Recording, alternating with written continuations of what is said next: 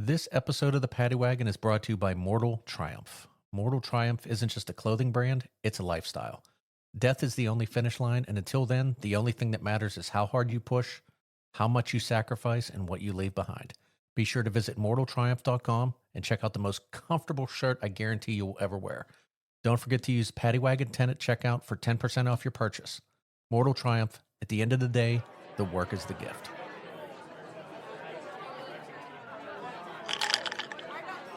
Hey everybody, pull up a seat. I have just topped off my glass. Why don't you grab your favorite beverage and join me? This is the Paddy Wagon.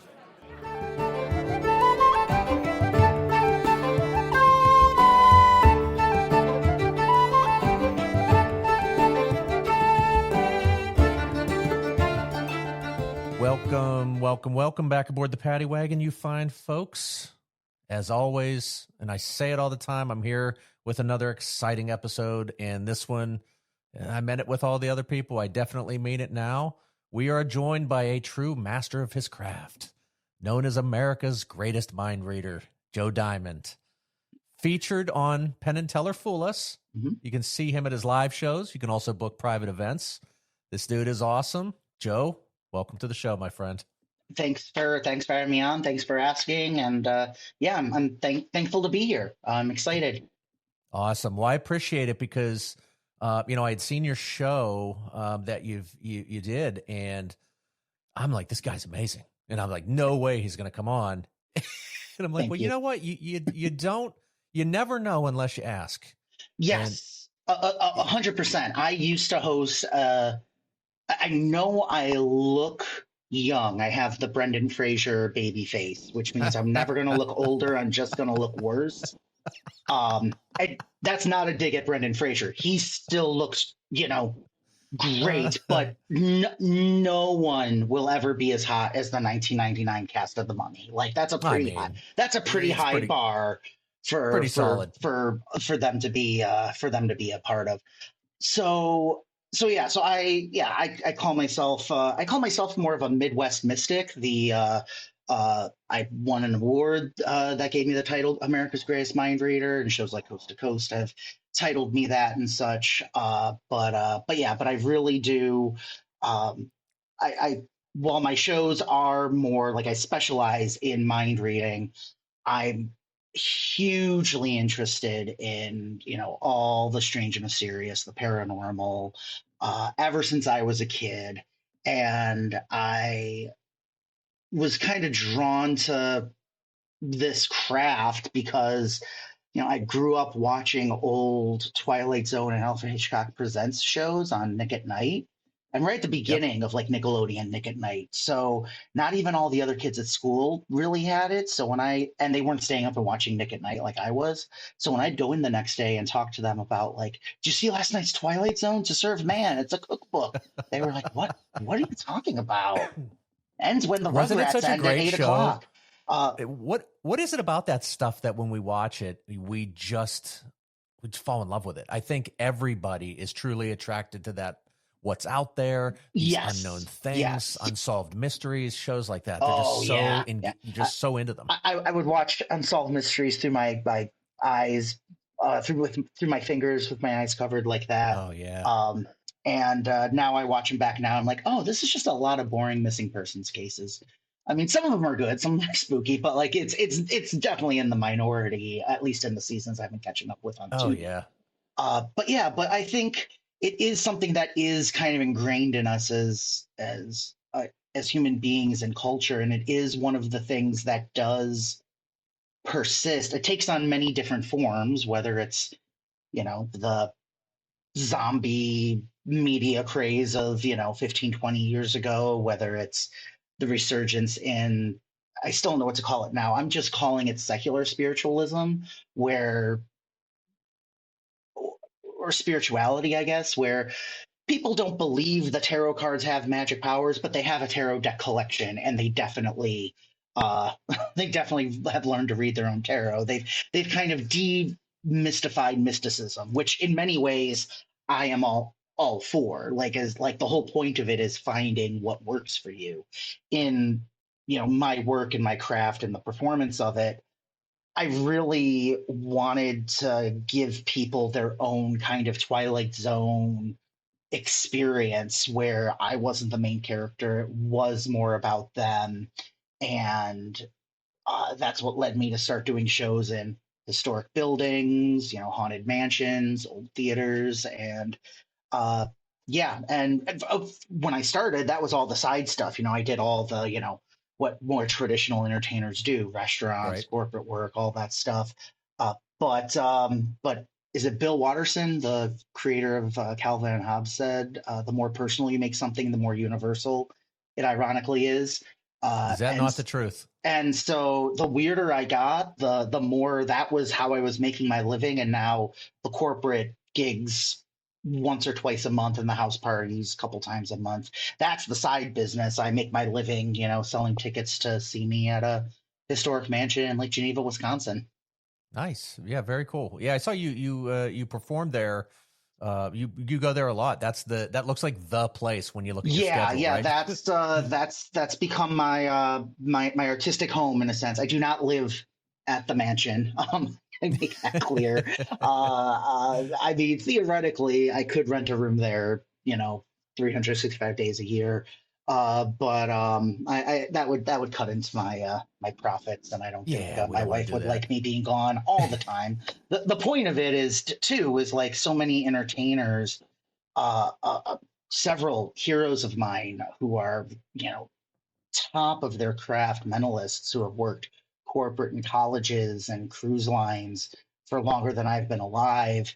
They're at the top of their game. They always will be. They'll always be idols to me. That said, they're on the road 300 days a year. And that just wasn't ever something. I do travel for shows occasionally, but not waking up in one city to travel to another city to do a show that night. One of my mentors, I won't say who this was, but he loves to tell the story of he was doing like 6 weeks straight of college shows, flying to here to there. And in the middle of week three, he realized he forgot what airport he parked his car at. Wow, that's But way too much travel. but he realized, you know what? I'll meet back up with it eventually. Like I can look at the thing, I can, or I My can worry about God. it. I gotta go back. I got it because he knew he was going one way and then going back the other way. And sure enough, 2 weeks later, the plane touched down. He went, "This is where my car's." This is where it was. I've never run into that problem, and I hope that I don't, Yeah, because yeah, that is when you know you're that on the road too is. much. I'm very lucky to travel again to like Las Vegas to do Penn and Teller Fool Us, or out of town. I was just in New York recently for some stuff out there. I was just in Texas filming more stuff for my buddy's YouTube channels, and I've done some corporate work out there. So I'm very content with being a Midwest mystic. I perform mainly in the Midwest and beyond, but that's who I am. I'm not I'm not a road warrior. I like having the being able to drive only 35 minutes to my venue each night and coming home and sleeping in my own bed. I'm kind of There you go. spoiled. Well, now you brought something up, and I like the way you put that, and I forget exactly how you said it, but it's when you say it's personal and what it means to me. You can do your thing, and it's for me to translate that and interpret what I think I see, Hmm. and if it's Yeah, helpful. And movies are like that. I mean, I have found some of yeah, the answers yeah. to life in a comedy movie, and you're like, that shouldn't have affected me the way it did, Hmm. but it got through to me the way it needed to, and they said what I needed to hear. And Yeah, a lot of those things have changed me as a person. So I like the way you put that. yeah. And I my ultimate goal is connection above all else, but the way to connect with people is through mystery, through, what I have learned. And yes, I've studied more traditional magic, sleight of hand. Wasn't very good at it. In fact, I shared a clip in one of my Facebook groups of someone from 1996 doing just amazing, like it was on one of those NBC specials that aired around Thanksgiving. Just amazing stuff. And I remember watching it in slow motion and trying to recreate it as a kid. And I couldn't. I have tiny, stubby hands. Like, no, I can't get away with that, beautiful, elegant sleight of hand stuff. But I was very bookish. I was into, again, the occult and, reading about like crystal balls and, quantum mechanics and time travel. Read The Invisible Man when I was like 5. Now, granted, it was like the young readers illustrated edition where like every Was other that the one page they was made a. the movie out of? They've made a couple movies, but yeah, they did Okay. just make a movie a couple years ago. But the Okay. original H.G. Wells one was the one I had read, and yeah, so I I really loved that vibe, and I like we're told to think. I'm gonna try saying that again. We're told what to think about what we consume all the time.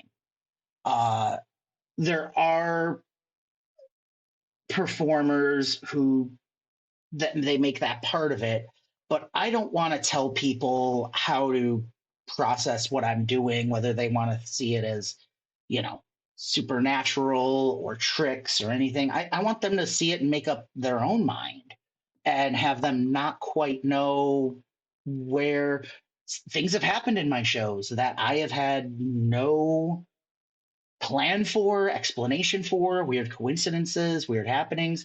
The place I do the show at now, the Maxwell Mansion in Lake Geneva, is reportedly haunted. We're in the ballroom, which is right over the speakeasy.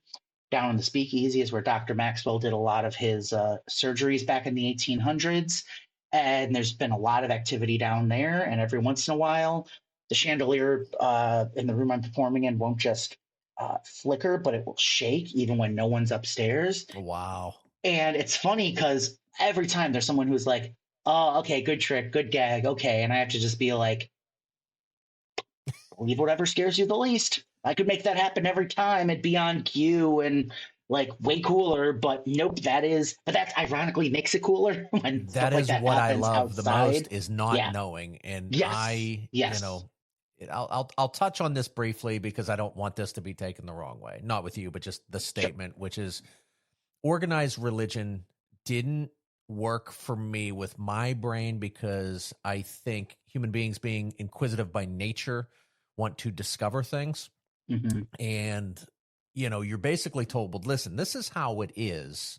You can't question this and you can't ask these questions. But I'm going, but God gave me the gift of this brain to formulate questions and things I want to know. So, like when you mention things like that, the chandelier shaking and things like Mm-hmm. that, I'm sitting here going, is there some sort of electrical current that could be moving through the building, through literally the wiring?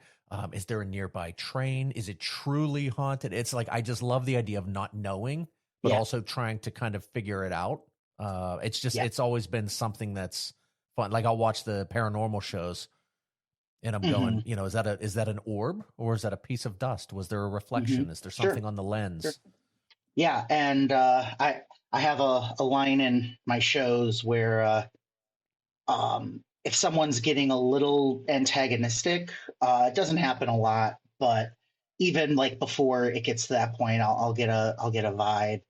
And this is from, being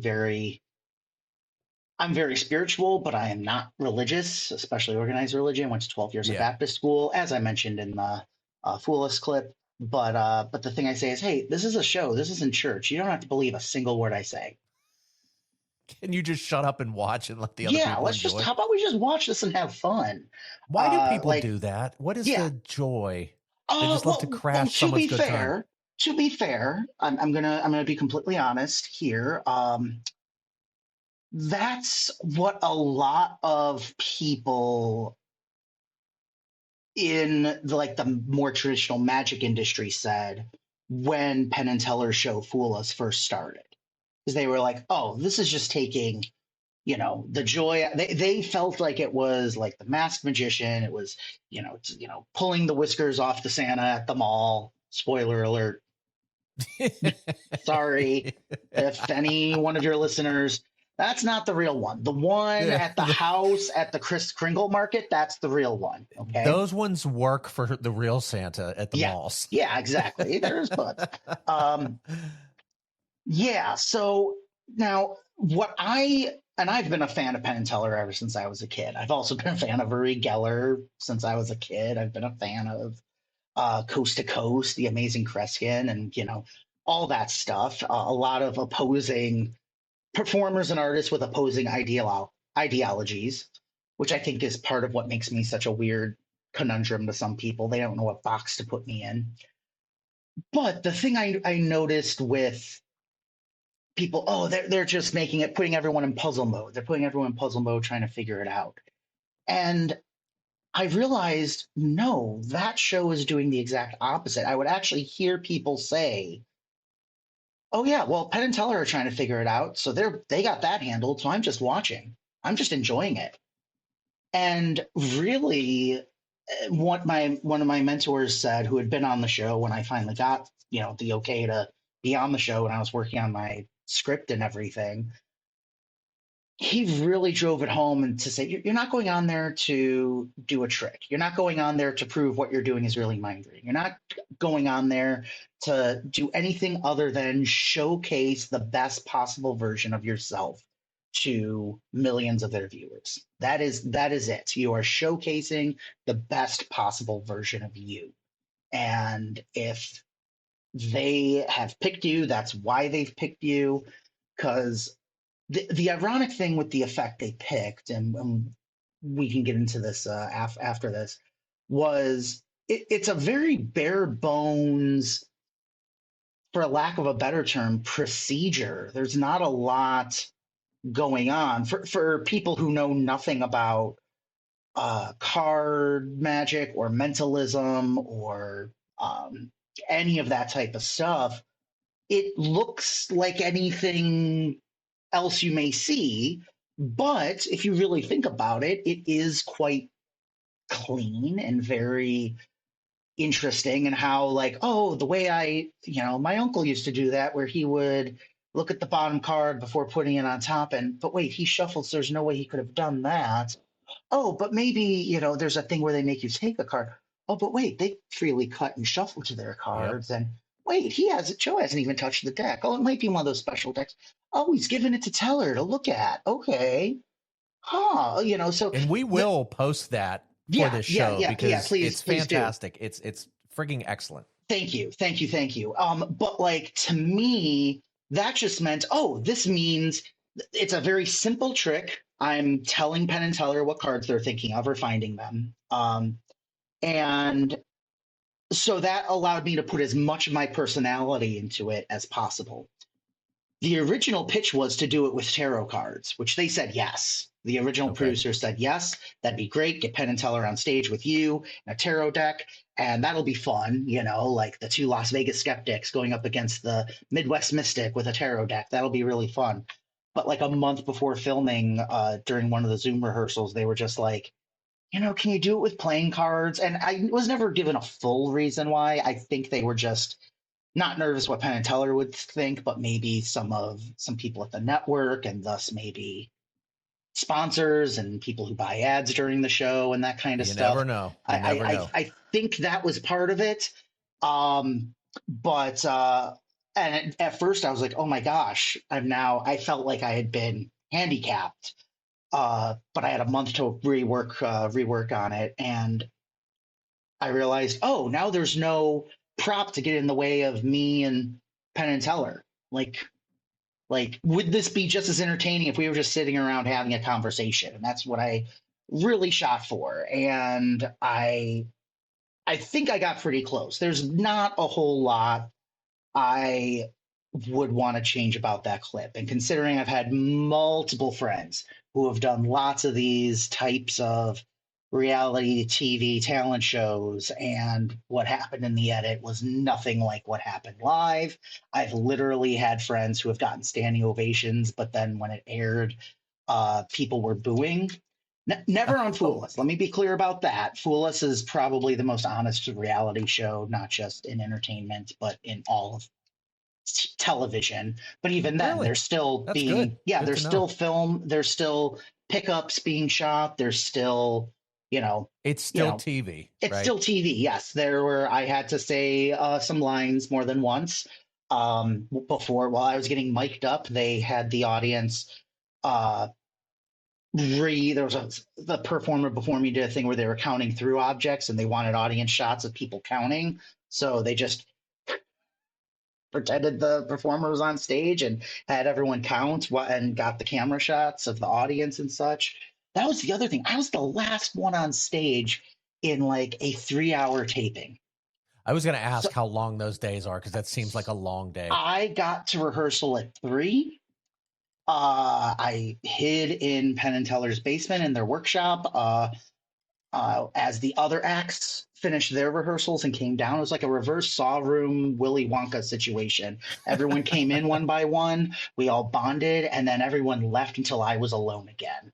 Um, it was very That that. seems like a cool place, like a Penn and Teller dungeon or something like that, even though It you kind didn't of say was because you dungeon. look at you. They're just their props, their history all around you. There's the thing that the case that says water tank on it, and then there's some props over there, and there's some guys building props over here.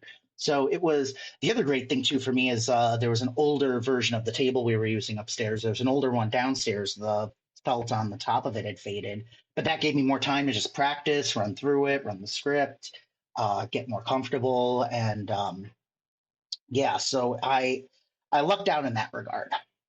Okay. Was that the most nervous you've been? Because that's a pretty big stage. Ooh, up there, up there, up there.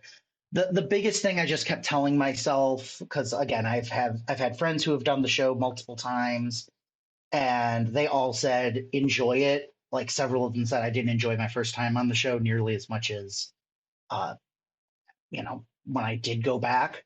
And I just assumed like this. I mean, I sent in over 60 different audition pieces, which, is actually not a lot if you really think about it and compare it to other showbiz stuff. Uh, I I sent them approximately 5 to 10 videos per year. Because you send them like 2 or 3 things, and they're like, "Well, do you have something like this?" And then you send them another thing. And I had gotten along the process before. I got really, really far a few years ago, like to the point where they had sent me dates. They said I wasn't booked, but do you have these dates available? And it wasn't until like 3 days before those dates hit that they were like, "Yeah, sorry, but we are booked solid. We'll keep you in mind for next year." And so I just kept sending anything that I thought would be a good fit for the show that I would have fun doing, because that's the other thing. Like, there's so many things. Like, I research old books all the time, and I have found lots of really obscure like card effects, like the one I did on the show, that I know I could submit and likely get on or fool them, but they would not be fun to do. They'd be really stressful to pull off. And And if you're not having fun, we're not having fun watching. Like yes, that's the exactly. Like, big what's thing. what's the point? And I wanna, and if I'm gonna do it, I wanted to showcase, who I am, but also the vibe of what it is that I do. And it was funny because like I am more known for the more mind reading and spooky type stuff. I've done, different paranormal shows and those kinds of things. But most of my shows are mind reading, but and I always make the joke in every show. I'm not a medium, I'm a large. But it's my wife's favorite joke, so it has to be in the show. It made me laugh when I heard it. Yeah. I'm glad. But I do Yeah. like, even though I don't talk to people's like dead relatives or anything like that, I'll do a lot about the history of a building. I'll talk a lot about uh, my personal beliefs about the paranormal and energy and what it could be. I try to make it really clear when I'm trying something like that. I try to give it its space. Like there's a whole section in one of my shows where I'm just demonstrating how to use a pendulum. and I start with people in the audience. I do something with everyone, and I've staged it kind of like an old school hypnosis demonstration, even though no one's getting hypnotized. Do that with everyone in the audience, get 10 people it worked with, bring them up on stage, and on their seats are pendulums. And now I have 10 people on stage, and all their pendulums are going crazy and everything. I'm pretty sure most of your audiences would know what a pendulum is. Yes, Oh yeah, I yeah. think okay. So it's Well, exactly what it actually, sounds like. I can't answer for them. You never know with these Okay, people. well, okay. So a pendulum is a rock or a cord or any kind of weight stone on the end of a cord. This is one I'm holding is like a chakra stone on the end of a chain, but you can literally take your wedding ring and put it on a string or some old headphones. And if you hold it and think about it moving in a direction, it will You're swing in the getting direction you're thinking of. sleepy, Yes, yes. sleepy. That, yeah. There's that, but it's also used in divination to find and for dowsing, for finding lost objects, for asking yes or no questions, and spirit communication. There's a lot of cool things you can do with the pendulum. And I love using a pendulum because that is something where I don't explain too much of what it is as I'm doing it. I talk about some of the theories, but I use it as a demonstration show. You're making a thought in your mind manifest in reality. And that's pretty cool when you really think about it. So even for the people who feel they know the science behind it, the science behind it is still pretty cool. And also, I haven't seen, there's a few things I've seen happen with pendulums and other idiomotor type tools that I'm not totally sure the idiomotor response can fully explain, but that's a whole other conversation. But like I'll talk about that and talk to people about how they can use it to ask, the spirits of the building a question. What's hilarious, but like that's what's fun too. If someone's holding it, they ask, "Are there any spirits here?" And if it answers no, I just go, "Well, then what's moving the pendulum?" That's fun. That's kind of spooky and even weirder in many ways.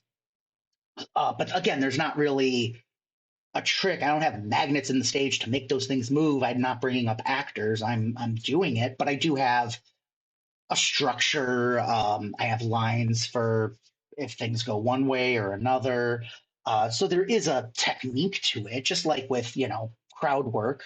People say Yep. it's Yep. like yes, you can have actors or friends in a crowd to just yell questions or heckles or whatever and do that every night.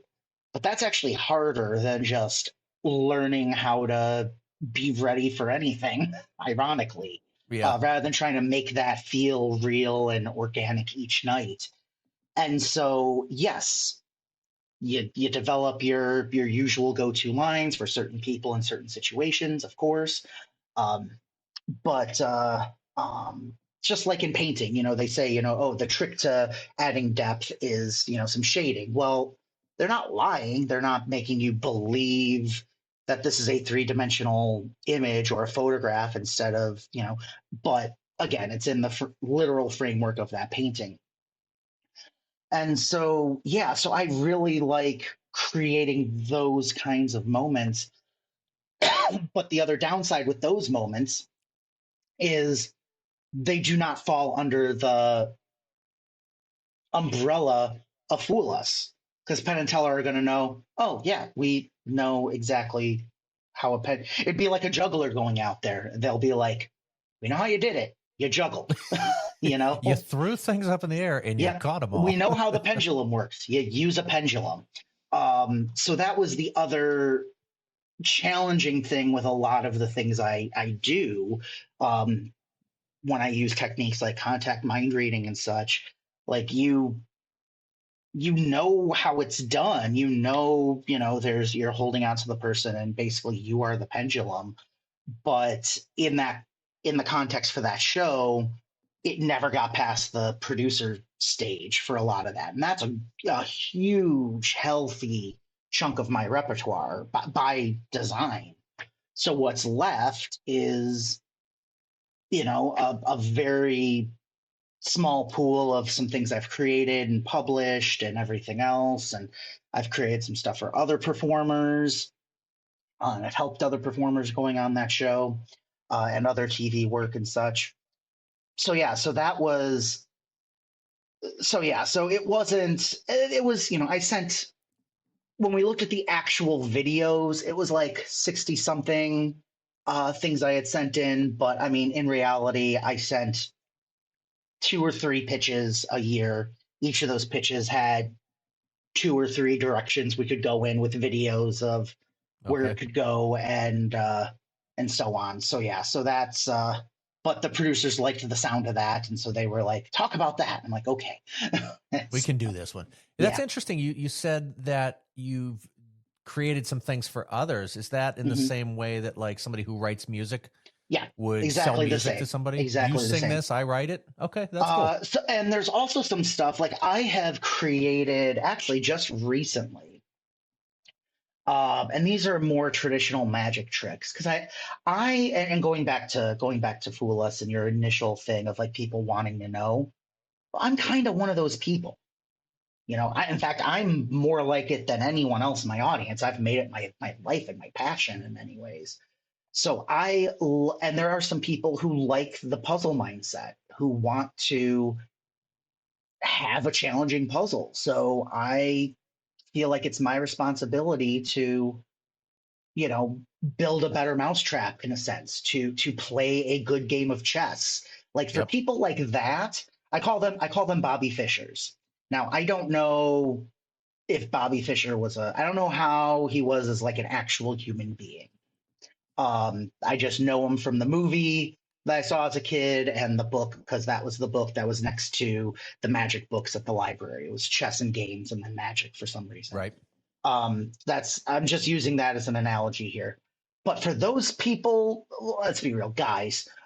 It's masculine, male presenting, male identifying humans who are in that puzzle game chess mindset.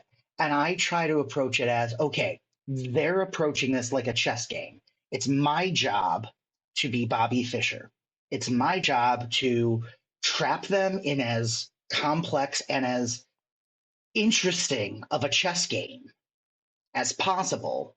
And then at the end they go, oh, all right, yep, you cornered me, you got me, good, it was great. And then when they go and tell their friends later, yeah, I met the world's greatest chess player. Yep, oh man, did you win? No, he slaughtered me. I gave him. He really is the best. Nice guy too. That's kind of Nice how I guy. want them Real to nice talk guy. about me.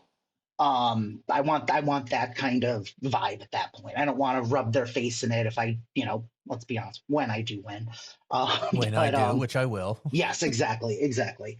Um, so so I create a lot of things that just wouldn't fit the current show I'm doing, because the shows I do, I keep a very high standard for. Like, they have to fit the theme of the show. They have to not, like, I won't, even if something uses envelopes in one piece, I will avoid envelopes like the plague for everything else throughout the rest of the show. Unless it's going to become a motif, like I have a couple sets of material that all use, just for example, items borrowed from the audience, or a deck of cards someone gives me, or a set of books at a house party. I'll have like a hunk of material I can do and different things I can do that feel different without having to need constantly change the props. But at the same time, if I did 90 minutes with just 2 books in someone's house, it would get pretty repetitive. The Okay. same way if it was all, cards or coins. And I try to make it seem like the props don't matter. It's us and the people. That's what ultimately matters. But even when it's that, if it is a that kind of stand-up comedian, me and them vibe, having a prop, having something visual or something where I don't talk as much is great theatrical uh, shading, for lack of a better word. So yeah, so Okay. I'll come up with stuff that just ironically doesn't fit my professional work. Uh, but I will call up a friend. I'll be like, hey, I'm sending you a video with something. I think this will work great for you. And then they'll use it. Sometimes I'll put it together and just straight up sell it, and other magicians can buy it and learn it and stuff. what's funny is they'll often ask me, like, there's these videos on social media of me reading palms, and like there'll always be like a handful of magicians messaging me going, so how are you doing that? And then I'll do a Zoom class on how to read palms, and they'll be disappointed. They're like, yeah, but like, isn't there like a trick you could do instead? And I'm like, no, just the secret is you learn to read the palm. there's no ironically, there's no magic bullet to just learn how to give a good palm reading. Uh, but you're Do gonna you have to enjoy practice. creating? Do you Oh enjoy yeah. creating more than performing? Ooh. We stumped him, Sometimes. folks. Okay. Sometimes. I have gotten. I'm in a very,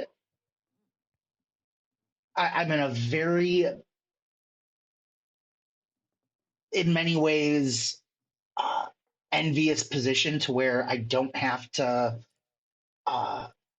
to take very many gigs I don't want to do, or at the very least at prices I don't want to be doing them for, because of having gotten Fool Us and, you know, performing at the Maxwell Mansion and everything. So as a result, I have more time to create. Uh, but ironically, not as much time again to test it out and do it for people. But yeah, but well, another perfect example. You know,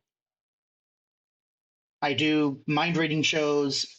Those mind reading shows delve into some mystical, paranormal areas, but like that is, I don't make I don't make girls levitate. I don't saw anyone in half. I don't pull rabbits out of hats. I don't, you know, I don't do like, you know, kids parties where I come out as a wacky character and like, you know, colorful clothes and, you know, pull scarves out of boxes and stuff. I don't do that. That said, my nephew has gotten, especially after I was on Fool Us, has gotten really into magic from watching me on YouTube, on Fool Us. But he also watches like those Dude Perfect guys, the trick shot people, and he's Oh learned how yeah. to Oh like yeah. throw cards and stuff. And I can tell, and I've gotten him a few books and stuff, and I can tell he likes just kind of practicing it and like learning about it more than like, you know, performing and doing it. But I'm putting together a whole mini show for his birthday coming up this weekend.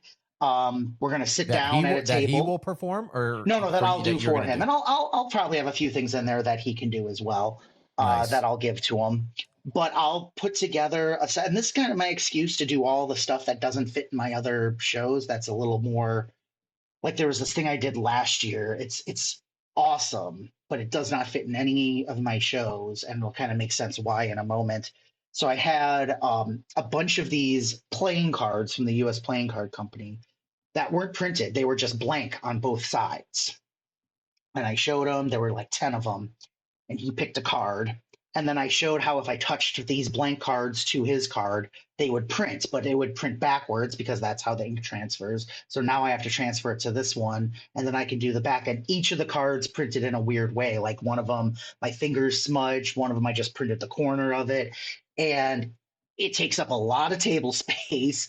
You need a lot of focus. It doesn't even feel, in many ways, it's the opposite of what I want my shows to feel like, which is a fun light trick. It doesn't have that Twilight Zone feel of like, wait, is this really happening going on in it? It's just pure visual, kind of Bugs Bunny, cartoony stuff. But ironically, that's the kind of magic I love watching the most. So it makes sense that, you know, doing it for him Yeah, is, you know, absolutely. is a little more special. And there's a few other things that I do that I'll put in shows and such that I'll do for him. But yeah, so putting together, creating that is, yes. So and I see the performance as an act of creation in many ways too. Like there's a segment in my shows at the Maxwell Mansion. It's kind of the psychic equivalent to crowd work or improv. If you've ever seen the show Whose Line Is It Anyway, they had a show called Yep. Props where they had to play with props, or they would be given one of the audience members handbags and they had to make I jokes and love that one, by the incorporate way. the stuff from the skits. Well, I do that. In my shows, I do what's known as psychometry, where if you hold on to an object You can pick up on vibrations. In movies, they'll have like the psychic hold the object to find the murderer or something like that. But I'll just hold on to personal objects. I'll try to tell tell some of the stories about that object and talk about who it belongs to without knowing who in the room it belongs to. And then I give it back to the correct person. I do this with 4 or 5 objects. They're all put in like bags and they're mixed up, so no one knows whose is whose. And I take them out. And I say during that, I'm like, I love this because I have no idea how this is going to go. I've been doing this for 15 years. It's never been the same way twice. Love it. Love Now, it. I do follow a structure with it. I always do the first 2, and then the last 2 I do together at the same time, because the last one by itself, that's after the theatrical rule of 3. So it kind of starts getting repetitive, but also doing 2 at the same time is a more emotional build. And I can play with 2 people versus, because I get to tell who they are. And then I have to match them up with the right object up with the right person. And how many people are there in the audience? 4 or 5 usually. Okay. They're spread throughout the audience. I've done other stuff where everyone in the audience like writes something down or pick something. One of my finales for one of my shows involves 27 people, all at the same time. Wow. And so yeah, I'm really trying to create that interactivity. But going back to this, and something like that, I don't have to. That's an act of creation every single time. How can I make? Because again, I've had silly things. I've had family heirlooms. I've had human remains. I've had ashes. I've had ashes in vials. I've had them in little containers. And like that, that's heavy. I've got to be respectful, but also, I don't want to make fun of this person or mock their dead loved one, but I also don't want to make their dead loved one entertainment fodder for my show. I don't want to. Tough spot to be in. Yeah, so there is a challenge with that for sure, but being able to and learning how to still engage those people and engage the whole audience, because there's 40 other people in the room whose object it doesn't who it doesn't belong to, and how can this be interesting for them? And that's when what's it going to be next? Oh, who could it be? They're kind of playing along with me. So that kind of helps out with with making the act of creation and the creative process happening, live on stage as well. Nice. Well, I tell you this, if for some reason you ever end up with a vial of my ashes, you have permission, and I am encouraging you to roast me on stage to my family, because I would do it to them. So you got to promise me that. Fair? Oh, man, he was a dick. Oh, man. You're not going to have anyone disagree with you in my family. He's getting everything he deserves right now. Don't worry. There's more ash where this man is at. Yeah. Thank you for being a part of the show, Mike, wherever you are. No, sorry, I'll look down. Wherever you are. Yes. So let me ask you this: when somebody says, "Oh, you're a magician, mentalist," like are these things interchangeable? Because to us, when the people who enjoy and don't do this, we just kind of view it all the same. We go, that's magic. But is that something that you guys differentiate? Yeah, there is a little bit of, for lack of a better term, elitism on both sides. Like there are performers who go, "Oh, I'm not a magician. I'm a mentalist. I'm a mind engineer. I use my 5 normal senses to create the illusion of a 6th." It's like, no, you use your 5 normal senses to create the illusion you have talent, but that's a whole other discussion.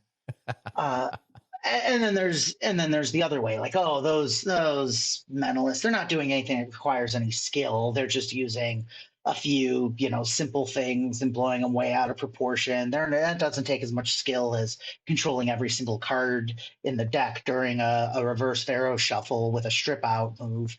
There's that as on both sides. Most of those people are armchair amateurs. The actual performers don't usually worry about it. I worry more about is it mysterious or mundane rather than if it's like, magic or psychic or anything. And in the realm of ritualistic magic and metaphysical magic and occultism, the Alan Moore type stuff, which I'm getting more and more into, like it is all the same. It is all one and the same. When you say magician, you can be talking about birthday party performer who twisted balloon animals for your kids, or you could be talking about Alan Moore lighting candles and chanting before writing his next novel. Like to me, that is very much in the realm of the magician. The magician. There's this quote from another one of my mentors, Jay Sankey. He said, "It's the magician's job to become a work of living fiction, living, breathing, walking fiction." And I think that's amazing. That is That's well yes. put. I want to. I that's to me that like perfectly.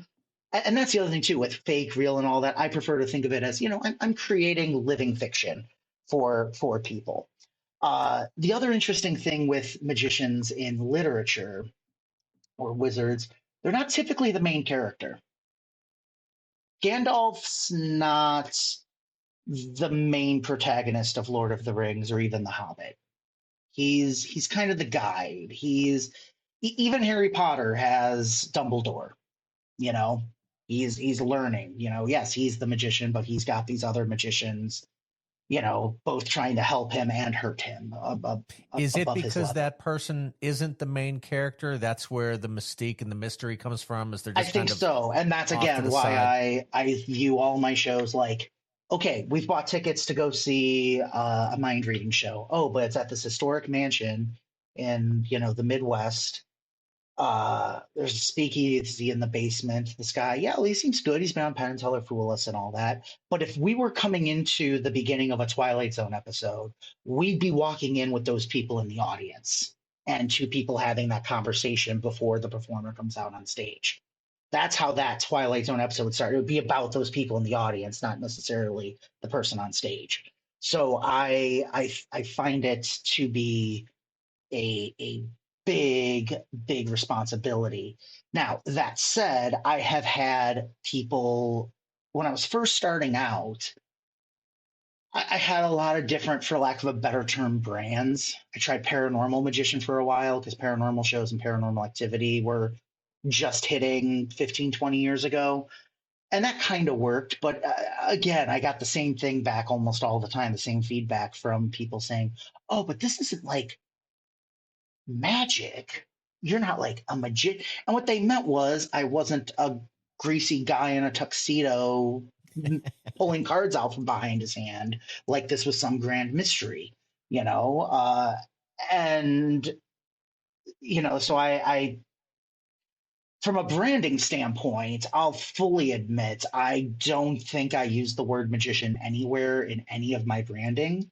I've again, I've got the awards, so I've been sticking with Mind Reader the last few years. I'm starting to call myself the Midwest Mystic or a Midwest Mystic. Not even so much as branding. The brand has always been me. It's been Joe Diamond, but people need to know more than that. They're coming to the show for the first time. Yeah. Um, but I kind of like that. That's the other thing. I love artists that kind of transcend description. Like Jack Black. He does Tenacious D. He How do you does solo describe them? music. How Yeah. do you Oh, he's an describe? actor. Like a serious actor. Like, oh yeah, he's been in some serious movies like King Kong and The Holiday. But he does like comedy ones. Like, oh yeah, yeah, like raunchy comedies. Yeah. Oh, but he does kids movies too. Like, wait, what? Who is this person? It's just. I mean, you get to that level in show business, and I'm not saying I'm anywhere near that level, but I think I'm a small, again, kind of Midwest, small business, independent business owner type person. I think I've kind of established that. Like I know if I as much as I'm doing the mind reading shows now, the more paranormal show will be for Halloween. I know if I did a more sleight of hand based show for a couple months. I know I'd sell tickets for it. I know I'd have an audience for it. There's some people who come and see whatever I'm working on. and it might bring in a new audience. That's not really where I want to go. The other thing too, in Lake Geneva, there's a wonderful illusionist called Tristan Christ, and he built his own theater. It's got 170 seats. I've been his guest act a couple times over the years, and I've also done ticketed shows there as well. And it's a beautiful venue. And even though we look nothing alike, he doesn't do any mind reading. He makes his assistant fly around the stage and levitate and stuff. But there's still people who are like, "Oh, are you that?" And so being able to say, "No, no, I do the psychic parlor. He has the magic theater." It again, Kind of pair there's the the two together. separation purely for branding, purely for commercial reasons. But I think those kinds of separations are just way too limiting for me as an artist. Yeah, yeah. Art's art. You know, I love that you used Jack Black as a reference there, because you know I just sometimes bring him up, and you know we watched School of Rock with the kids recently, Mm-hmm. and you look at him and you go, you don't have words for him. You just go, wow, is he talented? Like he's never truly mentioned with how talented he actually is. He's phenomenal at everything he does. Don't get me wrong. I'm not saying he's not getting his due. He's sleeping on big old piles of Minecraft money and Jumanji money and all that. but technically 3 movies that I don't think he really gets his due on. He did for one of these. His big breakout role was in Orange County. Like no one talks about that movie anymore. He was good in that. He's great in it. Harold Ramis is in that movie. We were talking about him earlier. That's a great movie. That's still one of my favorite movies ever. But 2 of my favorite roles he's ever done was Goosebumps, where he played R.L. Stein, and House with the Clock in Its Walls, where he played a sorcerer, where he played a mystic. I really wanted to just get a kimono after that and just be like, all right, this is what I meant, but like, no, the joke of, there's one performer I know, I won't mention his name, but he literally said he literally did a show called like Dark Magic, and he like had this ascot. He's like, yeah, I'm going for what we do in the shadows vibe. And I realized, like, I really want to tell him, like, the joke of that is they can't dress themselves.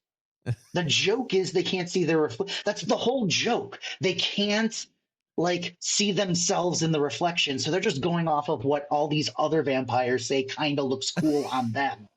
So like, don't be the joke. And like, that's the joke with the kimono. I felt like I was like, all right. What do different people, when you do your mind reading and you do your I always want to say bit, it's not a bit, but you know what I mean. I talk to comedians a lot, so bit is always stuck in my head. Bit's but when you do your piece, show, set, all of that. Yeah, set. Yeah. Are some people, so you know, you mentioned hypnosis early on, and I, like a lot of people, have seen it at like an after prom or a homecoming where they have somebody come up, and you know, you got a bunch of, well, we'll just call them what they are, a bunch of idiot 16-year-olds that are up on a stage, and you go, okay, yeah, you're off the stage. See what you're clearly doing here. You're acting like you're sleeping. You're sleepwalking. But then there's a few people they keep, and then they get rid of a few more. And then the next thing you know, one of your classmates is eating a lemon and not flinching, and then wakes up and is like, what happened? And you're like, wow, like that was real. Yeah. And so what is it that with your show or with anyone else, like, do you see roadblocks when you see people like, this person's not going to work, but this one will? Definitely. But that's the challenge, to try to make it about like trying to design something where, first of all, so another example, like that one thing with the 4 people and the objects, I'll try to do something right before that with only 1 or 2 people, or before or after, something much more focused, because I don't want it to seem like, oh, he just got 4 or 5 people up for every single thing. I also don't want it to feel like I'm just working with one person at a time. I want it to feel, again, like a group environment. So there is a lot of that, and to me, I really try to find like that. I really try to find like the premise and what some comedians would call the hook. You know, the way in, because like that's the other thing. Like, you know, if I'm if I'm going to be talking about this stuff, Pete, the big question is, of course, what would you do with this? Like, part of the process is breaking down those walls of skepticism. And Okay. I found the best way to do that is just plain and simply with humor. Uh, so one of the things I full on address skeptics in the show with basically a stand up comedy bit where I say, now, of course, I'm getting the sense that some of you are skeptical. That's okay. You're allowed to be. In fact, my wife, Lindsay, she's not here tonight, but she's a huge skeptic. She's a history science double major, and she works in finance and tech. So, yeah, she phrased it best. She said, Joe, it's not so much that you're psychic, you're just a straight white guy with empathy. To be fair, in 2025, that's a miracle. I knew where you were going with that. Yeah. But, saying that, and I have a couple other stories about Lindsay being way funnier than me. And I just, finished by saying, yep, she's funnier than me and more skeptical than you. So we'll be fine. And people feel kind of like the hypnosis show. It's like, okay, this is kind of silly. It starts playful, but the idea, I'll even say, like at house parties sometimes, we're going to start with more traditional magic of the mind. But as we go along, we'll get weirder and weirder.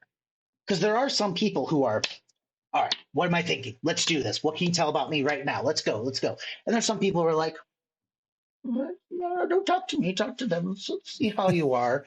So I find saying stuff like that kind of, again, helps unite the group and everything. Bring the barriers down. Yes. We're all here for entertainment. Let's all have some fun. Yep. If you're not the person, then just sit back and enjoy. Yep, exactly. And the other way to do that too, I've noticed, is to just do stuff with the whole audience. Like I've developed stuff that even during Zoom, I did Zoom shows where I would interact with the whole audience and such. In fact, perfect segue. Let's try something with you and the listeners. You down? Okay. So I am super down. Let's do this. So a couple quick things. For anyone who's just listening, who can't see our faces, this should still work.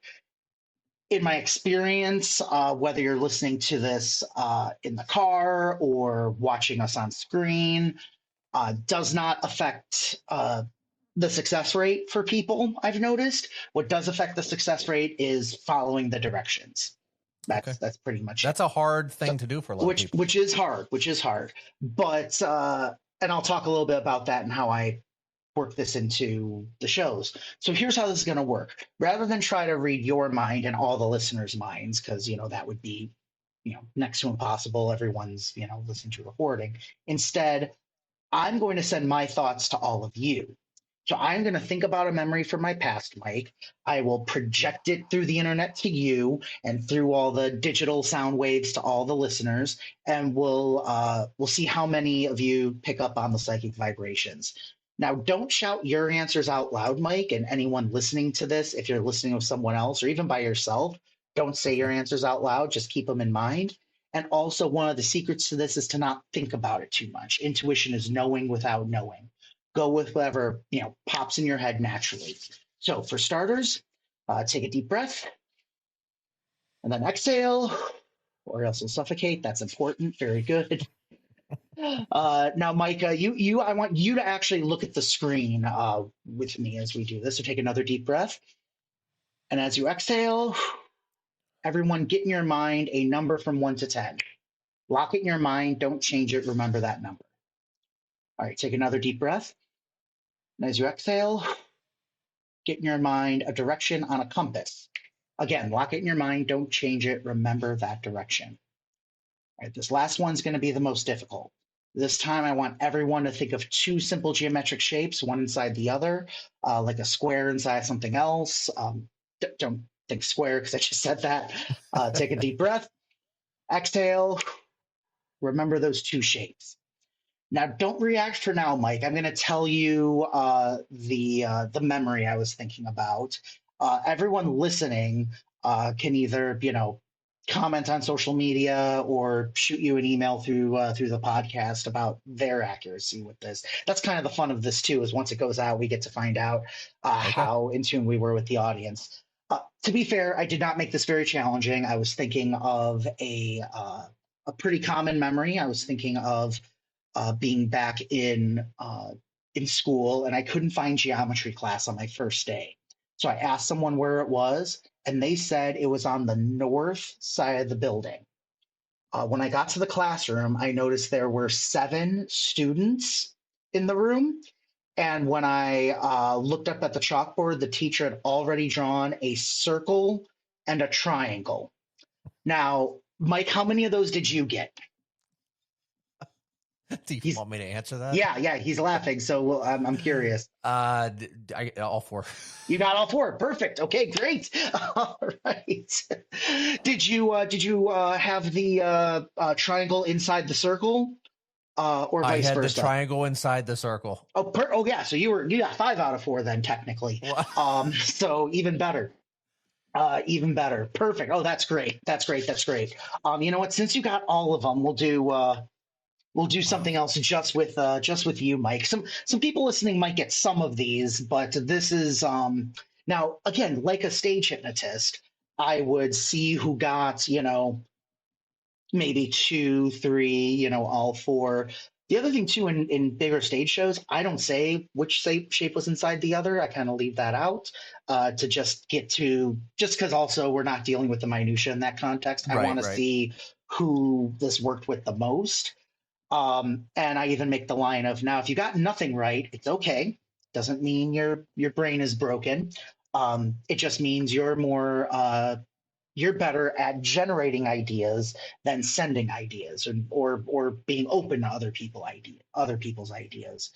You're the types of people who, when I said think of 2 simple geometric shapes, despite the word simple, you still thought of a star inside of a dodecahedron. Um, and what's funny is like every single time I see like 1 or 2 dudes in like a big audience go. You know what So, trips me out is that my thing is if I would have thought of anything different, would your answer have been different? That's I'll be that's honest. where I go with that stuff. I'll be That's where I honest like this. for this, no. Sometimes we are just wrong. That just to give you an aspect of this. So here's something. We'll see if we get all 3 of these. I just grabbed just got 3 left. I got 3 of my business cards here. Okay. Now you can see them. I'll leave them up here in camera view. Again, I'll kind of talk through this for audio listeners so they can follow, even if they're not watching. So here's And what we we're going will to do. share this clip. I will share this whole Sure. thing. We can share this clip too as well. So this will be perfect. So here's how we're going to do this. Mike, I'm going to send you 3 more thoughts. But again, we're going to, rather than doing a memory and something kind of, universal, we're going to do something that we imagine right now. I'm going to imagine I go into a library, but it's a library I've never been in before. Okay. Because it's only 1 wall, floor to ceiling, nothing but books, and it goes all the way to the right and all the way to the left, almost to like the shadows where you can't really see. Okay. Okay. I've got all 3 of these business cards here. I'm going to first off look at the bookshelf, and I'm going to choose a not a book title, but how a book looks. Just going to write this down here. Okay, setting the pen down. I'm going to put this behind the other so you can't see it and I can't change my mind. That way it stays up here in frame. Because again, if I do set it down on the counter, don't care how open-minded you are going to wonder, well, did he have more stuff out of frame? Okay. So I'll keep this in frame the whole time. Now I'm going to send this to you. I want you to imagine you reach out and you grab a book. It has no text on it, nothing on the spine, nothing on the cover. But I'm going to send to you the exact color of this book cover. When you get it, say it out loud. Right now? Red. Like a light red, a dark red. Like a burgundy, like something Burgundy like that. red. Okay. All right. Perfect. Okay. Perfect. Okay. So now imagine I'm going to imagine I page through the burgundy book. And I'm going to settle on a page number. Don't get one in your head yet. Let me write let me write this down here. I'm going to pick a page number. Again, just as before, I'm going to put this behind the others so you can't see it and I can't change my mind. Okay. I'm now going to send this to you. Imagine you're flipping through the pages. You stop on a page number. The only hint I'll give you is that it's a 2-digit page number, and both digits are different. What page Okay. number did you settle on? 87. Perfect. All right. Now this is going to be the toughest one, the word. Imagine your eyes just go up and down the text. You see all the different words. Again, don't choose one yet. Let me pick one. I'm going to go with this. Actually, I'm going to cross that out because I think, I'm going to just briefly change my mind here. All right. I've written that down. And again, finally, I'll put it behind the others so you can't see it and I can't change my mind. It's right here. Now, imagine the text is becoming blurry. You're looking over it so much. And then before you focus in on one word, just as quick as you can, say a verb, an action, something you can do right now. Drive. Okay, that's okay. That's okay. It looked like you stumbled for a moment. Was there something you said right before it? Or something you got right Act. before it? No, I was thinking drive, and I'm like, well, I can't drive right now. Okay. Play. Okay. So, but there was movement. Okay. So, I'll admit we did not get this one wrong. You were wondering what happens when this happens, and I'll admit I originally wrote run, but then I crossed it out and wrote jump. Okay. Which again, that's my fault. That's that was confusing to me. I changed my mind at the last minute. However, I did pick page 87 because that's my that is my birth year, and I had to ask you a couple times about the color because I wrote dark burgundy, Oh, goodness. which is why I wasn't sure. Which is why I was asking like a light red, dark red. So those are close enough. Run, there's still that movement and such. I confused it by changing my mind. So we'll see again. Wow. You got all the others right. This is the more difficult one. So I'm very happy with that. I'm very happy with that. Now we'll do this in reverse. I'm gonna have you think of actually those are my last 3 cards. Give me a second. Here we go. There's a notepad in this drawer down here. I have index cards if I can write things down. If you want to, you can. I'll pop this up here because then that way people know it's again it's legit and such. So here's how I'm going to do this with you, Mike. I want you to think of one of the first people that you can remember having a crush on. Now you won't have to say their full name. I just want you to think of their initials, and this can be a celebrity. Okay. It can be a celebrity. Yes. Okay. Yes. Okay. And I won't ask it's for not any going more. to be. Okay. I'm not going to ask for anything more than the initials. Not going to pry. If you want to say afterwards, that's fine. And while you're doing that, I'm just going to write today's date. And I don't know if you ever did this or not, but those you carve the hearts in the trees and you put the initials in. I want you to imagine kind of going back in time in your mind and carving your initials and this person's initials into one of those hearts. So your initials, the plus, and then their initials. Okay. Now, think of both initials. Look right at the screen. Actually, look right at your camera. Don't look at me on the screen. Look right at your camera for this. Don't react. Think of both initials. A, B, C, D, E, F, G, H, I, J, K, L, M, N, O, P, Q, R, S, T, U, V, W, X, Y, Z. Okay, one more time.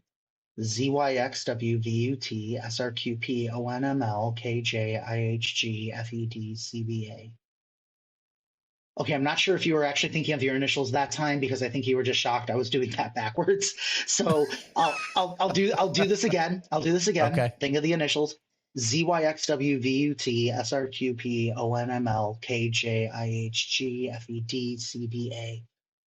Okay, I think I got it. I'm gonna write this down. Both initials are different. Yes, it's not the same initial twice. It's both initials are different. Yes. For me or the person? For the person. It is actually they're the same. Oh, they are the same, but they're okay. No, But I've had that's a lot okay. of crushes. I can switch. Okay, no. If that's the case, then I just have to choose between the two. Then, um, yeah, you know what? I'm gonna go. I'm gonna go for this then. I'm gonna go for this. Okay. Again, saying the pencil down. I'll keep the notepad up here in frame, and you can tell us now. What were their initials? SS. One more time. You kind of cut out there. SS. So SS. Okay. Now again, just to be clear, this was someone's initials, not the SS. Just want to make clear about that. Yes, Because no your initials would be MO. So I just didn't want to make it sound like Missouri was joining the SS because I wrote in my heart for today, goodness. August 25th, MO and SS. And you put the pen down. All right. We'll do one more here. I've got a pack of cards here. Goodness, got a pack of cards here. Here. Oh, we're gonna do this. So this is my favorite thing I do. Normally I do this when I first meet people. You'll see why, but it's one of those things where it's even crazier over Zoom. Okay. I have to say something. Can I say one thing? Sure. You literally, when you were like, you weren't thinking of the initials there. Yeah. I literally was not thinking. Like I blacked out for a second, and I'm like, that's okay. He's saying the alphabet backwards. That's what happens. Crazy. That's what happens. So okay. So so there really is a deck of cards in here. I turned one card in here upside down, so it's facing the opposite way, Mike. Okay. Okay. I want you to think of any card in the deck. Now, the two most obvious cards are the Queen of Hearts and Ace of Spades, and I took the Joker out, so it's no Joker. That leaves you 50 other choices. Okay. Think of any card. When you've got it, say, I got it. I got it. Now, I think you'd agree if the card you were merely thinking of matched the one I turned over in here, that'd be pretty crazy, right? That'd be a 1 in 50 shot. I would agree. Yeah. All right. Think of your card. Again, look at your camera. Don't look at the screen. Look at, okay. If I'm picking up on your vibes correctly, I can safely say the card you are thinking of does not match the one I reversed in this deck. Okay. So that's it. Thanks so much, Mike. I appreciate you having me on the show. No, I'm kidding. No, here's the thing. I actually think you're close. I actually think you're really close. Okay. Okay. So there's 4 suits in a deck. Yes. There's the 2 red suits, hearts and diamonds, and the 2 black suits, the spades and the clubs. Don't tell us what your card is, but I'm going to make a statement. I think you got the color right, but the suit wrong. You understand? I think you're in the right color. I think it's the correct color you're thinking of, but the opposite suit of that same color. Okay. Okay. So in your mind, change to the other suit. Stay in the same color. If it's black, keep it. If it's red, keep it. Don't tell us either way, because I don't want the listeners thinking this is when I'm getting the information. It's not. Okay. Gotcha. So I'm same color, but switch suits. But switch to the other suit. Yes. Okay. Yes. Okay. And this is again what I meant by close. So you had the same color, but the suit was off. Also for the value. There's the ace, which counts as 1, then 2, 3, 4, 5, 6, 7, 8, 9, 10. Jack would be 11, queen would be 12, king would be 13. I think you're only off by 1 on the value. Okay. You tell me, do you think you need to add 1 or subtract 1? Do you think you need to go up 1 or down 1? Up. I think you're right. So go up 1, and you've changed the suit but kept the color, yes? I went up 1 number. Yeah. And I changed before. Okay. Okay. Then let me just double check. Yes, the cards are still in frame. Yes. This is it. Forget the original card you thought of. This new card you just created. I think that's the one that matches. Say this new card out loud. 4 of diamond. 4 of diamonds. I'm going to go through this deck slowly so that you can see all of the cards really are facing the same way, except for 1 in the center. Like I said, you can see it right there. Yes? I can see it. We'll keep that in frame. And I really was thinking of the Oh my four of gosh. diamonds Stop. the entire time. Stop. So now you see why Stop. it wouldn't have worked if you had just stuck with the three of hearts, right? So that wouldn't have matched this, but you were close, so we got there. It was close. Wow. Wow. Wow. Wow. Wow. Here, as a matter of fact, you ready? I'm ready. I'm ready. There it is. There it is. There it is. Even better. My goodness. Even I don't better. have a great memory, so I'm like, I need to write it down. Hey, that's okay. Wow. I'll do that in shows because there's sometimes I get to people way, way later. And so it's like, yep, yeah, just write it down, keep it to yourself. And so, yeah. So freaking incredible. Well, that was you. incredible. Thank you. Wow. Wow. And there I am going, how did he do it? And I am completely lost. To let you off the hook a little tiny bit, because I alluded to this before. If anyone does watch my appearance on Penn and Teller, literally it's the first thing you'll see when you Google me or type me into YouTube. However, literally the next video down will be a video of me on my friend's channel, Scam Nation, where I teach the effect I did for Penn and Teller.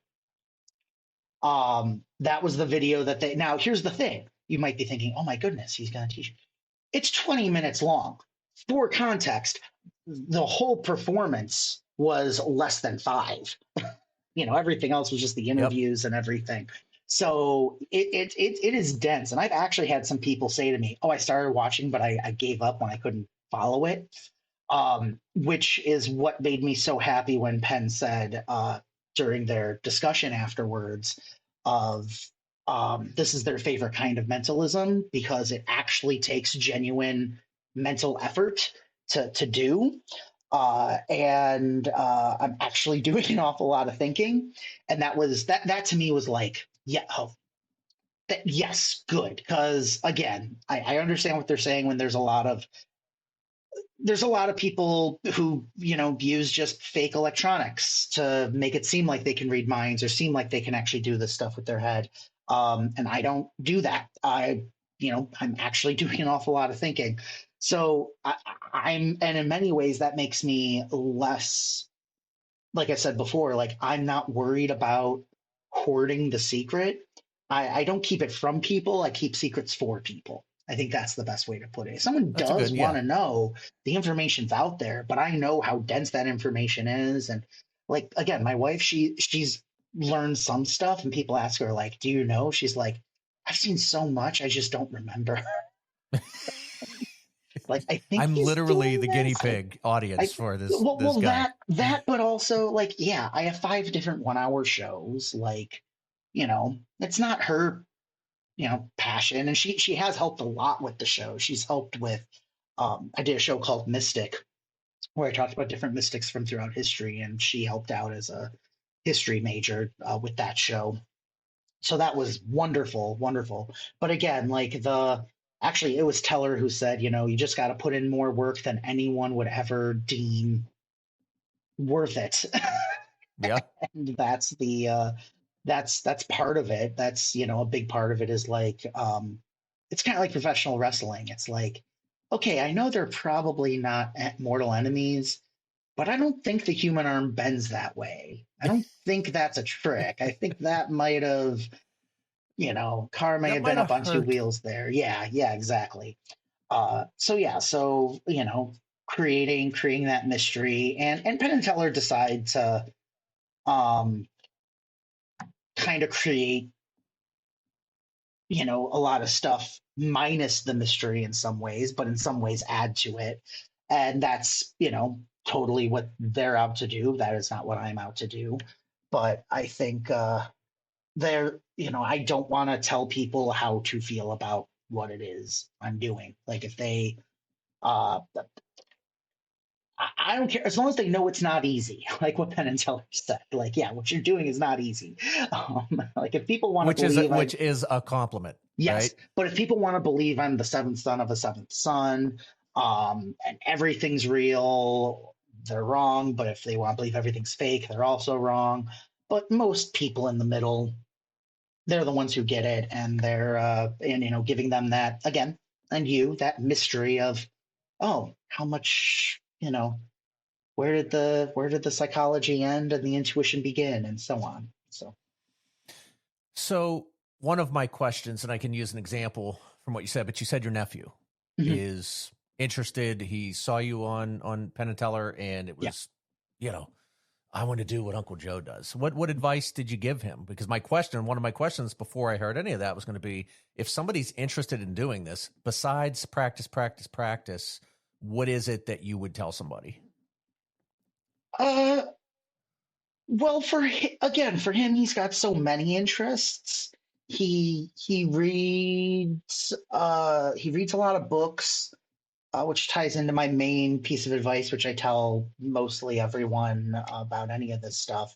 But for him, he's got lots of different interests and he's having fun with them. And, if he wants to get more, for lack of a better term, serious about it, I'll have plenty of advice for him. But for right now, the only advice is, getting that advice I was told, which is have fun, have fun, have fun. Um, I don't think there's anything less fun, but nothing more funny than someone who just takes themselves way too seriously.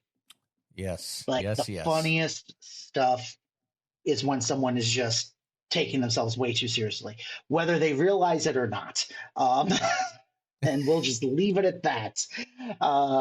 But so that's what I tell them now. But when people genuinely ask me about this stuff, I just say read everything. Read everything that interests you. I mean, Yeah. going back to organized religion, I was not allowed to read everything. I still did. It made me want to read it more.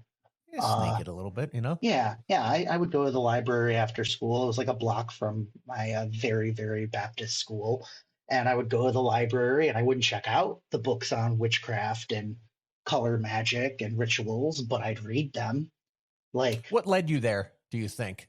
Was it taboo? And you're like, I got to check out this stuff I'm not supposed to want to check out? I Or was think it something part of else? it, I think the other part of, again, going back to those, books on UFOs and crop circles and the Invisible Man and the Twilight Zone shows, it was the stuff from all of that, but real, So there was that aspect, uh, and it just brought me joy, like in the same way. Like I'm sure it being taboo and such, played a part, but um, I to use that example, ministers would often come to our school and talk about how they'd been called into the ministry, but I really feel like I was called to be a magician, to be a mystic, to do Well, after this. what you just did here, I'm going to go ahead and agree with you. Well, I thank think you. Thank you. my mind is still blown. Thank you. Yeah, no, you are very entertaining, and I think you're who you are as a person. They have to go together. Yeah. It's like being married to someone you can't stand. If there's a magician or a mystic or a mind reader out there, Comedian. Comedian. Like, if they're not likable and there's an aura around them that is not positive, it doesn't yeah. work. Yeah. You need these two things to go together. But also just some things don't vibe. Jimmy Carr, the comedian, he talks about how jokes are like magnets. They attract some people and repel others. And that's okay. If you're not my audience, like, that's totally fine. I think I have a wider audience than even I would give myself credit for, but I'm all about, finding what makes me me. Again, Eugene Berger, he did years of uh, working at Yale Divinity School and did welfare work and uh, taught college courses. And he told the story often where one day he just woke up at age 39 and went, "When am I going to stop following other people's dreams and follow my own?"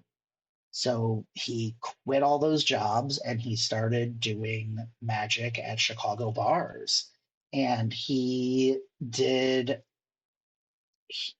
he would do like very traditional magic. He would break a piece of cotton thread and then ball it all up on one string and blow on it and pull it apart, and it would be back together.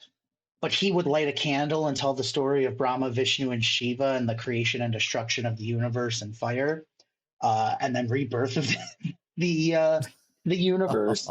And he would say, "It's not everyone's cup of tea, but it's my cup of tea." And he worked some of the poshest, you know, uh, high end North Shore Chicago parties,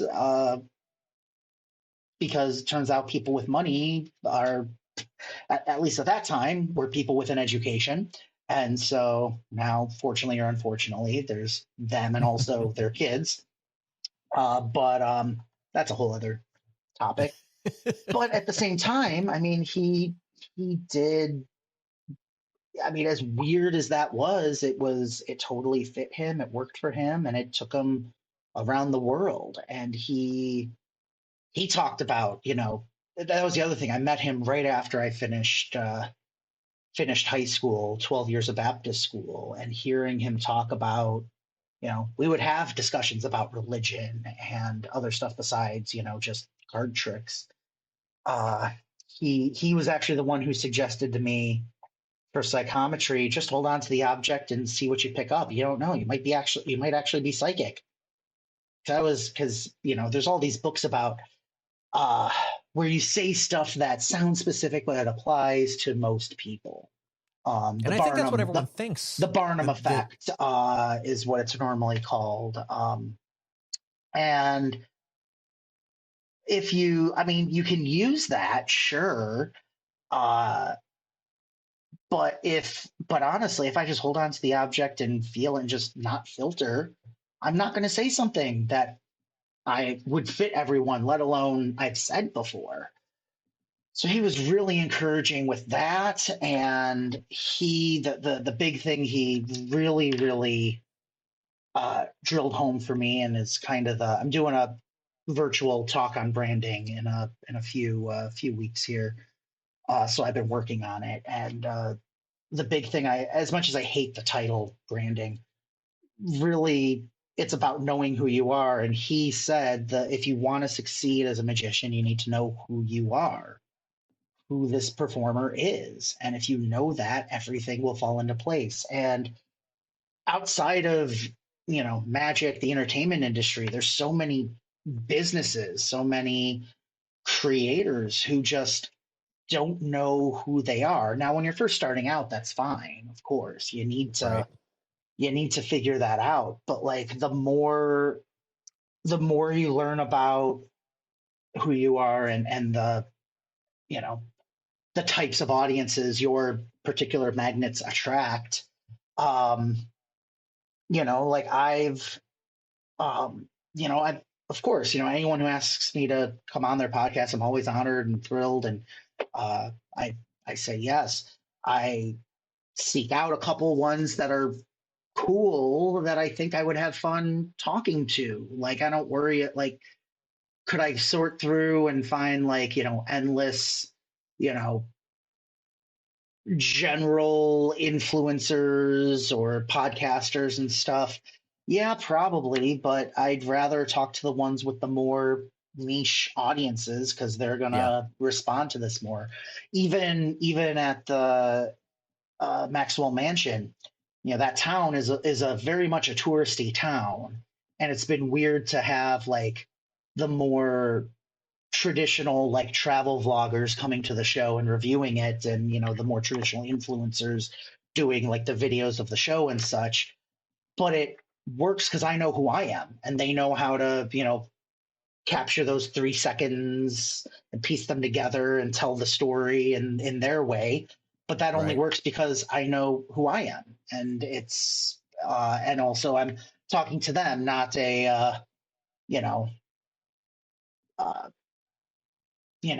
a kiddie vlog, things to do with your kids, or those types of things. It is more even with those, like like I'm learning again. What you repel and what you attract, and you don't have to You don't have to, purposefully turn people off, but at the same time, you don't have to try to please everybody either. Yeah. So I had a question for you, and thank you for what you just said, because I think it's really important for whatever you do is to know who you are, right? I'm a recruiter, and who I am as a person is I get no more joy than just seeing people land the job that they want. Mm-hmm. Take my own personal interest out of it. I don't have any. I want to hear people, and sometimes they say things that I call them. It's like my mind reading. I'll Mm-hmm. tell people's what their counter offers are before they do, and they're like, "How did you do that?" I was like, "Because I've been doing this a long time." Mm-hmm. Oh And yeah. have Yeah. people profess their love for an opportunity that's just the best one for them. And I'm like, if we were playing poker right now, I would have all your money. I don't believe you. You're not telling the truth. I can see it in your eyes. And they say, Mm-hmm. okay, so yeah, maybe, yeah, like there is a different Mm-hmm. job. And I'm like, see where we're going with this? Like, you're telling me a story, but you're saying different words. And so, my interest is in being true to myself, because if I know that I'm genuinely happy when people get what they want and we can make that connection and I can help people, Mm-hmm. that's who I am. And you also, when I pass that on to them, they then get to be honest with themselves and say, "You're right. This Mm-hmm. this isn't. I thought I needed to say that, and because I didn't want to Yeah. offend you." And it's like, listen, there's no offense taken if you're not interested in this job. This is your life we're talking about. This Yeah. is your income. This is your career, I and you're literally getting on have a a line in my path. show where I'm asking someone if they want to change their mind, and the line I say is, "Yeah, it's my show, but it's your life." Yeah, it's very true. Very Yeah. true. So my final question that I can think of is, without trade secrets, I'm asking for something cheesy, but something I can win. I love bar tricks. Oh. And the one I've always done is the eating of the saltine crackers with no water. Have you ever done that one? Uh. Yeah. Yeah. There's It's not there's a really a couple of trick. them. There's a Yeah, couple of eat them. 6 saltine crackers in 1 minute, Yeah. Yeah. and nobody Yeah. can do That's it. that's one. Okay. No, I've got a few favorites because brain like teasers and stuff and Yes. all that stuff is really cool. So one of the things, let me give it just a second to adjust on screen here. So this is my home screen. It says, "Oh, come on, can Joe Diamond read your mind?" But it actually says, "Can Joe Diamond read your mind?" There's an extra "your" Ah, on it. yeah, And I there try to keep the is. screen on so it's not changing. But No, because I've yeah. actually had people be like, "Oh, that you changed that. You changed your screen." So I actually have this printed in my programs. But yeah, and I point out that that's not an optical illusion. Your eyes see the words, your brain just isn't processing it.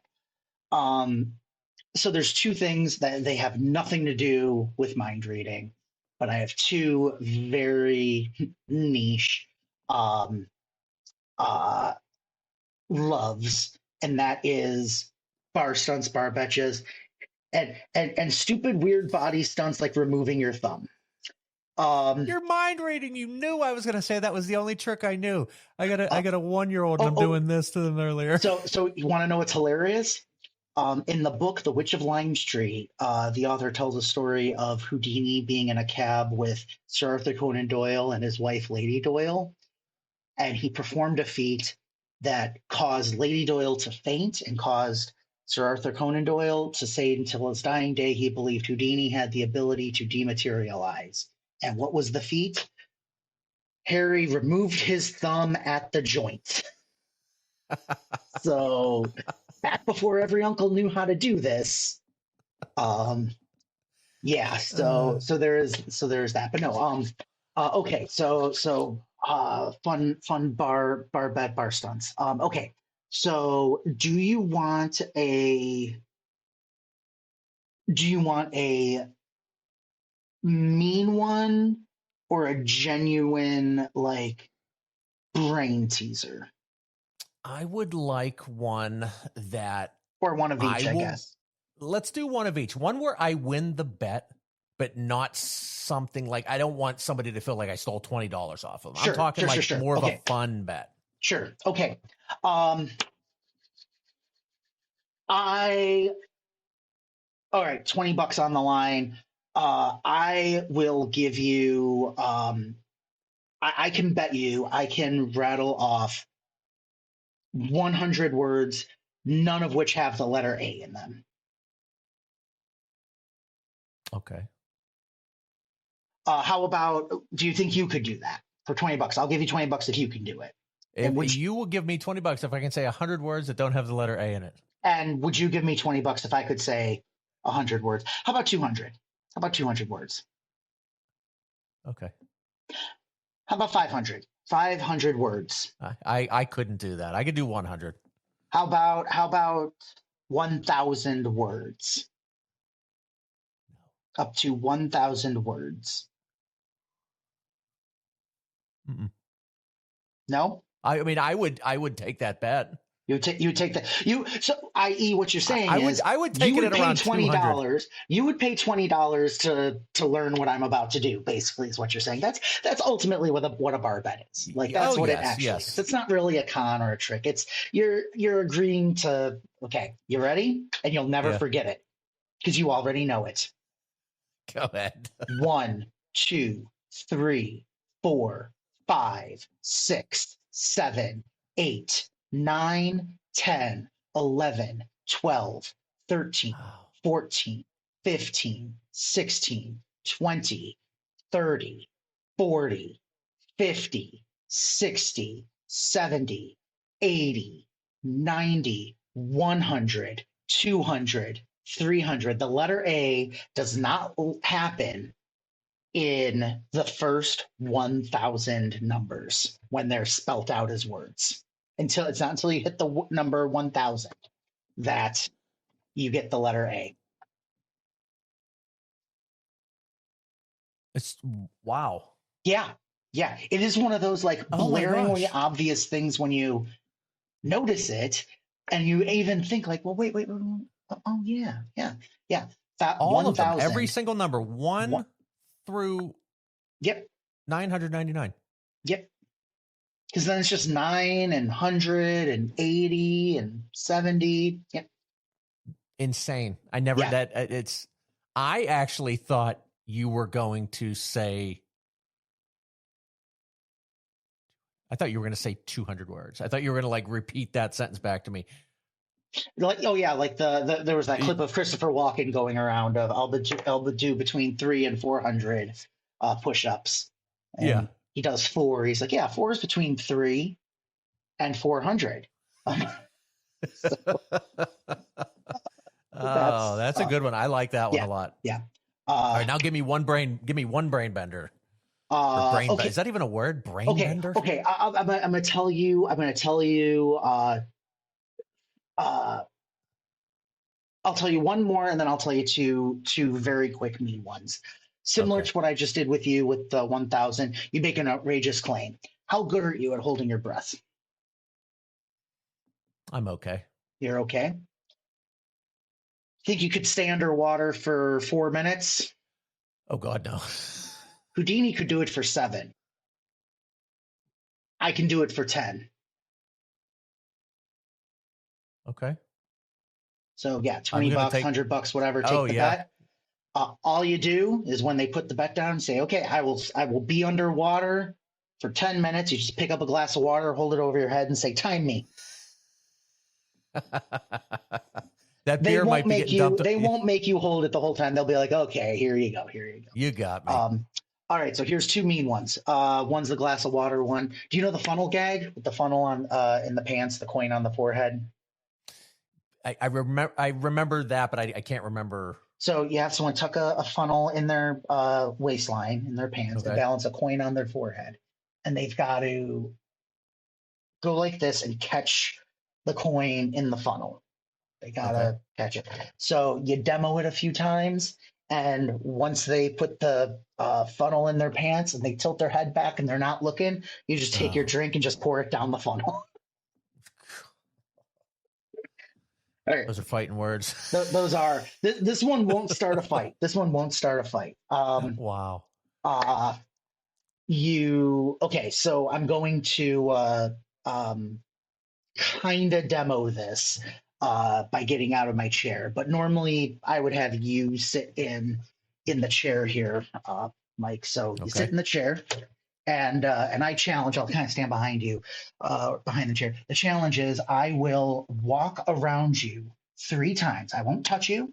I won't do anything. I won't even come close. I won't blow at you. I won't make any unpleasant smells. I will just walk around you 3 times. And I will bet you will be out of the chair by the time I finish the 3rd circle around you. Okay. Okay. You bet whatever it is, the drink, the $20, whatever. And this is what you do. It's going to kind of be in and out of frame here as I go around the chair. So, okay. So you're sitting in the chair. I say, okay, here we go. Here we go. I'm going to go around you. This is 1. This is 2. See y'all later. And you just leave, wait 5 minutes. When you come back, they'll be out of the chair. That's funny. I like that one. If you're doing like a speaking thing in front of a group, you can do this and then just sit down in another chair and go, okay, anyone have any other questions? And it's very clear, like, you're not going to make a 3rd circle around That's that a funny guy. one. I like that one. He is now stuck. So that one's mean, but not damaging. Yeah. No, the funnel into the pants is not good. The funnel, only do that at your own risk. Do it to people. Let's be real. We all know one person who deserves it, or one person who's going to think it's hilarious. Do it to that person. Don't do it to the person who's not going to find it hilarious. Like come on. Did you see the one where it's like, I'll give you $20 if you let me pour 2 glasses of water on your head? Have you ever seen that one? Oh. And you just dump 1 water on their head and walk away. You just do 1. That's pretty funny. That's actually really good. That's pretty good. Oof. All right. Yeah. I love that's the thing. You have to you have to feel good that you were taken in by it. That's the difference between like a betcha and like a betcha, a bar bet, and like a con, We're at a swimming pool. We're outside. It's 90 degrees out versus like, hey, we're going to do this in the kitchen. Yeah. Oh, man. Well, listen, Joe, congratulations on everything that you've done, everything you will continue to do. And congrats to you. Again, I caught some of the episodes before doing this. And this has been a blast. I knew it'd be a blast talking with you. So thank you again for inviting. Like I said, I really felt like I was jumping out there and saying, listen, man, I know you've been on Penn and Teller, but I would love to have you. And you're very generous and kind. Why don't you tell our listeners where they can find you at, where they can watch, you on YouTube and everything that you've got? I am at Joe Diamond Live on all social media, and my website is joediamondlive.com. My email is joe@joediamondlive.com. That's the best way to get a hold of me. You can message me on Instagram and other social media platforms, but we all know that those go like 18 folders deep now with what they consider spam. But like email, I check pretty regularly. I check the spam. The spam filter is good, so I don't have to. I only check it like once a week. So if I do occasionally miss something, it's usually pretty good. It doesn't vanish into the ether like Facebook messages. So, but I'm very active on Instagram. I'm very active on YouTube right now. But the best way to get a hold of me is through joediamondlive.com and my email through there. Excellent. And we'll put all those out there for you. Thank you. Ladies and gentlemen, America's greatest mind reader, Joe Diamond. Joe, thanks for stopping by, buddy. Thanks for having me, Mike.